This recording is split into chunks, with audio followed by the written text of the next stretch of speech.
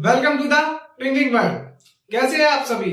I hope आप अच्छे से पढ़ रहे होंगे एंड एग्जाम्स की भी तैयारी अच्छे से कर रहे होंगे। तो आज हम पढ़ने वाले हैं हमारी क्लास 12 इंग्लिश विस्तास का थर्ड चैप्टर, जिसका नेम है the journey to the end of the earth. बहुत ही वंडरफुल स्टोरी है एंड ये जो स्टोरी है वो हमें हमारे अर्थ के ज्योग्राफिकल स्ट्रक्चर के बारे में बताती है। तो आइए स्टार्ट करते हैं हमारी स्टोरी को।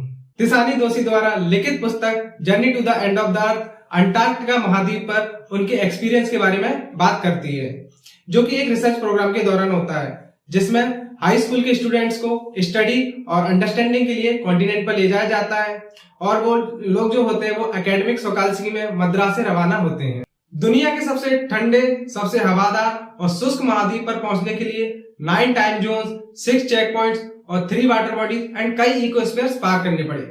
करीब 100 घंटे की यात्रा करने के बाद जब राइटर महाद्वीप पर पहुंचते हैं तो उनकी पहली जो प्रतिक्रिया होती है वो बहुत ही राहत भरी होती है एंड वो इसकी विशालता यानी कि इमेंसिटी और आइसोलेशन से बहुत ही सरप्राइज थी।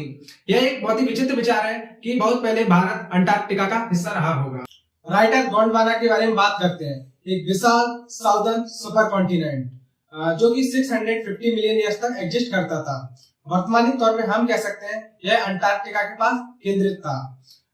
जो मनुष्य थे यानी ह्यूमंस वो यहाँ तक नहीं पहुंचे थे क्योंकि यहाँ की जो क्लाइमेट थी वो काफी गर्म थी। गोंडवाना 500 मिलियन ईयर्स तक डिफरेंट टाइप्स ऑफ फ्लोरा और फौना से फलता फूलता रहा एंड जो मैमल्स थे उनके आगमन होने तक कॉन्टिनेंट को डिफरेंट टाइप्स के छोटे छोटे पार्ट्स और डिफरेंट कंट्रीज में विभाजित होने के लिए मजबूर होना पड़ा। अंटार्कटिका की यह जर्नी कंट्रीज के फॉर्मेशन एंड हमारे ओरिजिन के बारे में जानने का एक प्रयास था। इंडिया ने हिमालय बनाने के लिए एशिया में नॉर्थ की ओर कदम बढ़ाया एंड दक्षिण अमेरिका ने यानी कि साउथ अमेरिका ने डायरेक्ट मार्ग तैयार करने के लिए नॉर्थ अमेरिका की ओर रुख किया था, जिसने अंटार्कटिका को निचले हिस्से में ठंडा रखने के लिए एक कोल्ड सर्कमपोलर धारा बनाई।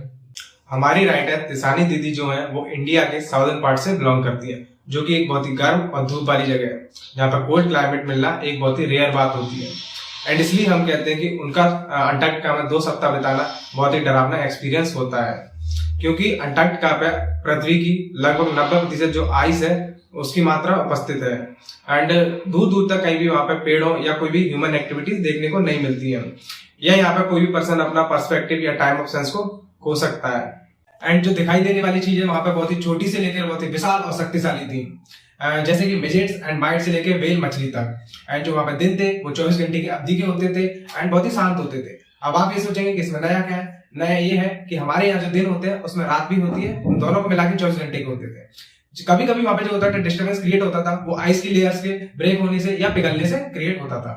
राइटर तिसानी दोषी का कहना है कि ह्यूमन पॉपुलेशन इस प्लानेट पर केवल 12,000 वर्षों से है एंड विकास के अपने महत्वाकांक्षी सपनों के साथ तबाही मचाने में कामयाब रहा है। तेजी से बढ़ती ह्यूमन पॉपुलेशन ने अन्य प्रजातियों का इस प्लैनेट पर रहना मुश्किल बना दिया है। फॉसिल फ्यूल्स के अनलिमिटेड यूज से एनवायरनमेंट में कार्बन डाइऑक्साइड का जो लेवल है वो बहुत बढ़ गया है एंड जो क्लाइमेट चेंज है वो एनवायरनमेंट डिबेट का बहुत ही इंपॉर्टेंट टॉपिक है एंड अंटार्कटिका इसका एक महत्वपूर्ण हिस्सा है, क्योंकि इसके आइस की लेयर्स में आधे मिलियन साल पुराने कार्बन के रिकॉर्ड्स हैं। राइटर तिसानी दोषी सुकाल्स्की पर स्टूडेंट्स ऑन आइस नामक एक प्रोग्राम पर काम कर रही थी, जिसमें हाई स्कूल के स्टूडेंट्स को एजुकेशनल पर्पज के लिए अंटार्कटिका ले जाया गया था, जिससे कि उन्हें प्लैनेट को समझने, उसका सम्मान करने में मदद मिलेगी। जॉब ग्रीन की अध्यक्षता में यह प्रोग्राम पिछले 6 साल से चल रहा था। वह काफी सेलिब्रिटीज और रिच क्यूरियस पीपल्स को अंटार्कटिका ले जाने से थक चुके थे, क्योंकि वो बहुत ही सीमित तरीके से दुनिया को देखते थे। स्टूडेंट्स ऑन आइस के साथ में जॉब ने फ्यूचर पॉलिसी मेकर्स को उम्र में जीवन बदलने वाला एक अनुभव प्रदान किया एंड प्रोग्राम के इतने सफल होने का कारण यह था कि साउथ पोल के निकट होने से लोगों पर हमेशा किसी ना किसी तरह से असर पड़ता था। हम अपने घरों में बैठकर एनवायरनमेंट में होने वाले चेंजेस को नहीं देख सकते, लेकिन जब हम ग्लेशियर्स को पीछे हटते और बर्फ को ढहते हुए देखते हैं तब हमें पता चलता है कि जो एनवायरनमेंट यानी कि जो ग्लोबल वार्मिंग का जो खतरा है वो कितना गंभीर है। अंटार्कटिका में सिंपल इकोसिस्टम और बायोडाइवर्सिटी की कमी हमारे लिए यह अध्ययन करना आसान बनाती है कि एनवायरनमेंट में जो मामूली बदलाव है वो कैसे बड़े नतीजे दे सकते हैं। उदाहरण के लिए हम कह सकते हैं कि जो ओजोन लेयर का डिप्लीशन हो रहा है उसके कारण जो फाइटोप्लैंक्टन है उसकी जो गतिविधियां वो प्रभावित होती हैं एंड इसके कारण जो आसपास के बर्ड्स और मरीन एनिमल्स है वो भी प्रभावित होते हैं एंड फाइनली इसके कारण जो ग्लोबल कार्बन साइकिल है वो भी अफेक्ट होती है। वैसे तो राइटर को अंटार्कटिका पर बहुत सारे नए एक्सपीरियंस हुए, लेकिन उनके लिए सबसे अच्छा एक्सपीरियंस तब था जब उन्हें बर्फ पर चलने के लिए कहा गया था। सोकाल्स्की बर्फ की मोटी चादरों में फंस गया था, जिससे वो आगे साउथ की ओर नहीं बढ़ पा रहे थे। कैप्टन ने वापस मुड़कर नॉर्थ की ओर जाने का फैसला लिया। जाने से पहले कार्यक्रम में जितने भी पार्टिसिपेंट थे उन्हें गैंग प्लैंक से नीचे उतरने और समुद्र पर चलने के लिए कहा गया। तो जितने भी सभी 52 मेंबर्स थे वो बर्फ की 1 मीटर मोटी जो परत थी उस पर नीचे उतरे और चारों ओर फैल गए।